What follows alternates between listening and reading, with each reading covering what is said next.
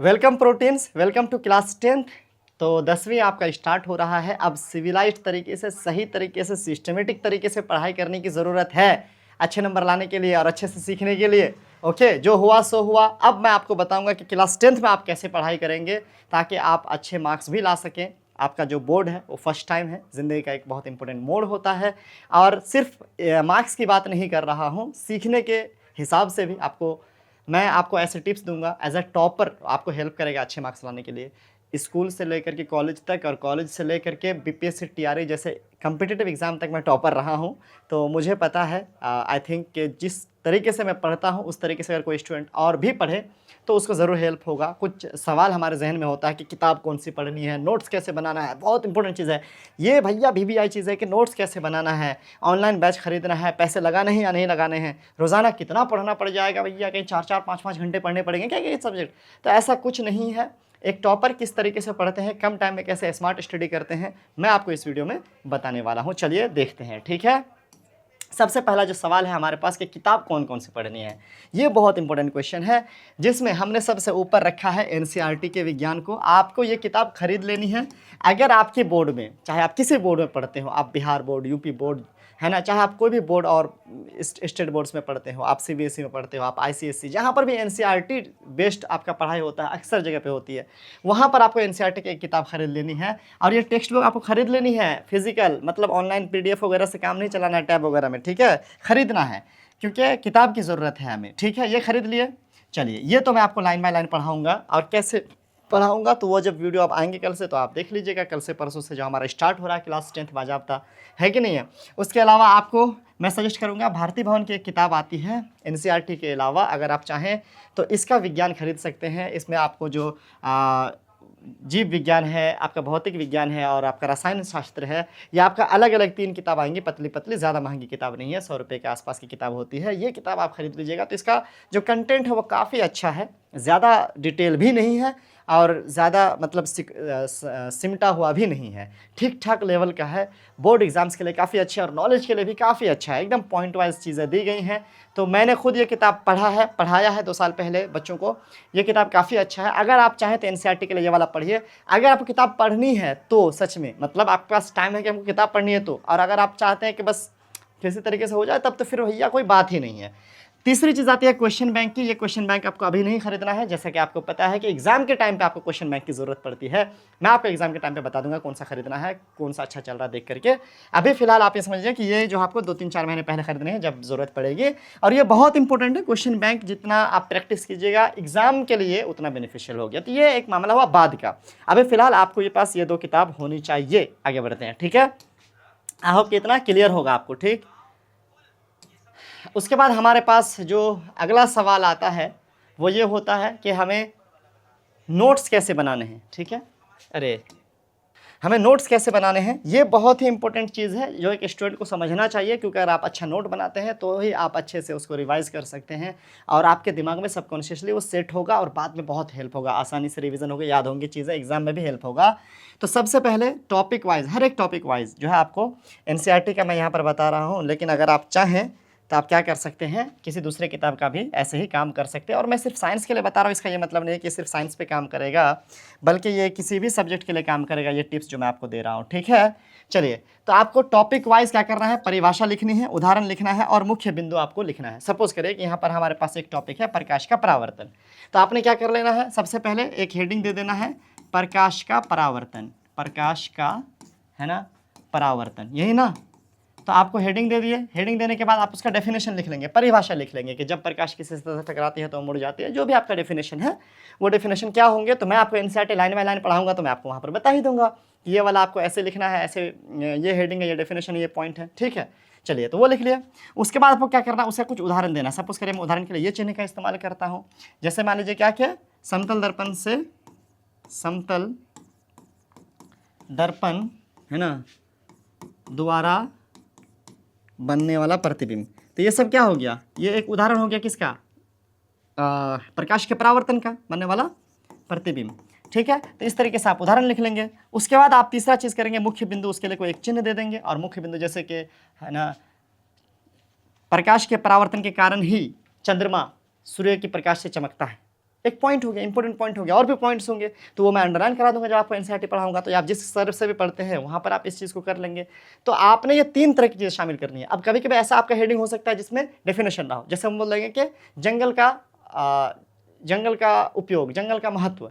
अब जंगल का महत्व क्या होता है कि जंगल जो पेड़ पौधे होते हैं वो हमारे कार्बन डाइऑक्साइड को, ऑक्सीजन को क्या करने में, बैलेंस करने में हेल्प करते हैं, है ना। ये हमारे ऊर्जा तो नहीं, मतलब वायु प्रदूषण से हमें जो है बचाते हैं। ये वाटर साइकिल में भी असर डालते हैं। तो इस तरह के पॉइंट्स हो सकते हैं, सिर्फ उसमें डेफिनेशन नहीं होगा। कभी कभी हो सकता है कि कोई जैसे फिगर आए, इसी में प्रकाश के परावर्तन में डेफिनेशन लिखने के बाद कोई फिगर आ सकता है, कोई ड्राइंग आ सकता है, वो लिख लेंगे। फिर ये 3-4 चीज़ें सब में शामिल करते चले जाएंगे, आपका एक बेहतरीन सा नोट तैयार हो जाएगा। टॉपिक वाइज करेंगे और मैं भी आपको हेल्प करूँगा। आप इस चैनल पर सब्सक्राइब कर लो, इस चैनल पर आपको वीडियोज़ आएंगे। अब रेगुलर आ ही रहे हैं, बट क्लास 10th के आप शुरू हो रहे हैं, मैथ और साइंस यहाँ पर आपको पढ़ने को मिल जाएगा। तो आप एक एक्स्ट्रा टिप मैं आपको अपनी तरफ से दे देता हूँ कि मैं क्या करता हूँ, पर्सनली एक खास चिन्ह इस्तेमाल करता हूँ। जैसे डेफिनेशन के लिए ये चिन्ह इस्तेमाल कर लिया, हमेशा पूरे कॉपी में जहाँ पर भी उदाहरण होगा वहाँ ये चिन्ह उपयोग कर लेंगे, जहाँ पर मुख्य बिंदु होगा वहाँ पर ये चिन्ह उपयोग कर लेंगे। तो हमको एक चिन्ह से भी पता चल जाता है कि ये हमारा जो है डेफिनेशन है, ये हमारा उदाहरण है, ये हमारा जो है मुख्य बिंदु है। तो ये भी आप कर सकते हैं, ये मैं अलग से आपको टिप्स दूंगा, मैं ऐसा पर्सनली करता हूँ। नोट्स अगर आपने अच्छे बना लिए तो यही नोट्स आप रिवाइज करेंगे और आपका कंसेप्ट क्लियर होता चला जाएगा। ओके, आई होप कि इतना समझ में आया होगा। ठीक है, अब अगला सवाल है हमारे पास कि क्या ऑनलाइन बैच खरीदना चाहिए या नहीं। देखिए बच्चों, दो बातें हैं इसमें। अगर आप सपोज करिए, मैं ये बताना चाहूँगा कि अगर आप स्कूल में पढ़ते हो, रेगुलर स्कूल जाते हो, अगर आप किसी रेगुलर कोचिंग जाते हो ऑफलाइन, ठीक है, आप ऑफलाइन रेगुलर स्कूल जाते हो या कोचिंग जाते हो, तब आपको ऑनलाइन किसी पेड बैच को खरीदने की कोई ज़रूरत नहीं है। ये मैं आपको दावे के साथ कह सकता हूँ। अगर आप वहाँ सेटिस्फाइड हो, आपके टीचर्स वहाँ पर स्कूल्स में, कोचिंग्स में आपको अच्छे से पढ़ा दे रहे हैं, तो ऑनलाइन पेड बैच की ज़रूरत बिल्कुल भी नहीं है। क्यों? जवाब ये है कि भैया हमारे पास इस स्कूल और कोचिंग के अलावा करना क्या होता है, हमें करना होता है रिविज़न। हमें क्या करना होता है? रिविज़न। रिविज़न किससे किया जाता है? वन शॉट से किया जाता है कि नहीं है? या जैसे वन टॉपिक वाइज एक ही वीडियो, जैसे मान लीजिए कि लाइन बाय लाइन वाला टॉपिक जैसे मेरा स्टार्ट हुआ है, यही सीरीज़ हमारा चलेगा पहले। तो ये जो आपको वन शॉट वीडियोज़ हैं, line by line NCERT videos हैं, ये आपको फ्री में यूट्यूब पे अवेलेबल हैं। मैं खुद आपको फ्री में दे रहा हूँ, है ना। मैथ्स भी मैं आपको फ्री में पढ़ा के दे रहा हूँ। तो कुल मिलाकर के बात है कि आपको तो भैया ये मिल जाएंगे, वन शॉट मिल जाएंगे, ओवरऑल कंसेप्ट मिल जाएगा, चैप्टर रिवीजन हो जाएगा, लाइन बाय लाइन आपको एनसीईआरटी मिल जाएगा, और क्या चाहिए। तो आपको यूट्यूब में फ्री में ये सब अवेलेबल हैं। तो आपको पेड बैच लेने की बिल्कुल ज़रूरत नहीं है, पैसे खर्च करने की ज़रूरत नहीं है। बात करें उसके अलावा, अगर आप मान लीजिए स्कूल कोचिंग नहीं जाते हैं, आप स्कूल नहीं जाते हैं, आप कोचिंग नहीं जाते हैं ऑफलाइन, है ना, तब आपको एक ऑनलाइन बैच लेना चाहिए, है ना, पेड वाला ऑनलाइन पेड बैच लेना चाहिए, क्योंकि यहाँ पर आपको डिटेल की ज़रूरत है। ठीक है, ऑनलाइन पेड बैच आपको लेना चाहिए, डिटेल की ज़रूरत है ना। और आई थिंक कि आप किताब भी पढ़ेंगे, पेड बैच से भी पढ़ेंगे, है ना, तब जा कर के आपका ज़्यादा कंसेप्ट क्लियर होगा। लेकिन अगर आप उस लेवल के स्टूडेंट हैं जो ढूंढ भी सकते हैं चीज़ों को, कंटेंट को फाइंड आउट भी कर सकते हैं, मेहनत भी कर सकते हैं, तो उस टाइम पे भी मुझे लगता है कि स्कूल कोचिंग ना जा कर के भी एक बच्चा ना डिटेल, बहुत सारे ऐसे हैं चैनल्स जो डिटेल में पढ़ाते हैं, लॉन्ग 6-6 घंटे का एक चैप्टर पढ़ाते हैं, वो भी आपको यूट्यूब पे फ्री में अवेलेबल है। तो खोज करके वहाँ से भी आप पढ़ सकते हैं बच्चों, और अपनी तैयारी एग्जाम की कर सकते हैं, अच्छे मार्क्स ला सकते हैं। तो आई होप कि आपको ये क्लियर हो गया होगा, है कि नहीं है। अगला सवाल है कि रोज़ कितनी देर पढ़नी है। अब कुछ बच्चों का ये डाउट होता होगा कि भैया हमें रोज़ शायद पढ़ना होता होगा 4-5 घंटे। जवाब है नहीं बच्चों, देखो आपको रोज़ ना 2-3 घंटे पढ़ने की ज़रूरत है। यस, मैं सही कह रहा हूँ, 2-3 घंटे, 2 घंटा भी आप पढ़ सकते हो रोज़ का।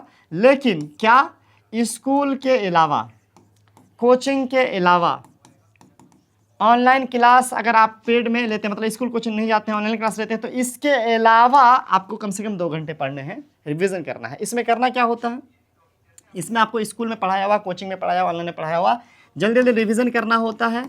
मैथ्स जो होमवर्क मिलते हैं उसको कंप्लीट करना होता है ना। तो ये सब कुछ आपको इसमें करना होता है। 2 से 3 घंटा काफ़ी है। लेकिन इसको 2 सेक्शन में हम बांटना चाहेंगे। शुरू का जो 8 महीना है अभी से, है ना, ये आपको एक सेक्शन हो गया, और बाद का जो आपको 3 या 4 महीना बचेगा, है ना, वो आपका दूसरा सेक्शन हो गया एग्ज़ाम से पहले का। इस सेक्शन में अगर आप 2 घंटा भी पढ़ लेते हैं या मैक्सिमम 3 घंटा, है ना, तो इसमें क्या हो जाएगा भैया, आपकी तैयारी हो जाएगी कंप्लीट। आई होप कि एकदम से इनफ रहेगा, लेकिन कंसिस्टेंसी ज़रूरत है, रेगुलर पढ़ने की ज़रूरत है। आपको ऐसा नहीं करना है कि आज पढ़ रहे हैं, है ना, कल छोड़ दे रहे, परसों पढ़ रहे, ऐसे नहीं करना। संडे छोड़ सकते हैं, एक आध हफ्ते में एक आध दिन लीव चलेगा। अगर लास्ट के 3 मंथ की बात करें तो उस टाइम में आपको चैप्टर रिवीजन करने होते हैं बच्चों, ठीक है। चैप्टर रिवीजन करने के अलावा, है ना, एक बहुत इंपॉर्टेंट चीज़ उस वक्त आ जाता है क्वेश्चन बैंक प्रैक्टिस। क्या आ जाता है? Question bank practice. Previous year question आपको प्रैक्टिस करने पड़ते हैं, और ये जितना प्रैक्टिस करेंगे उतना आपका एग्जाम में मार्क्स लाने के लिए अच्छा रहेगा। क्वेश्चनों की समझ होगी, कैसे क्वेश्चन पूछे जाते हैं। तो ये बहुत इंपॉर्टेंट हो जाता है उस टाइम पे। कब? जब आपका एग्जाम नज़दीक होता है 3-4 महीने। तो उस टाइम पे आप जो है थोड़ा ज़्यादा पढ़ेंगे। उस वक्त आप कितना पढ़ लेंगे? उस वक्त आप 4 घंटे तक पढ़ लेंगे, 3 से 4 घंटा एक दिन में, ठीक है।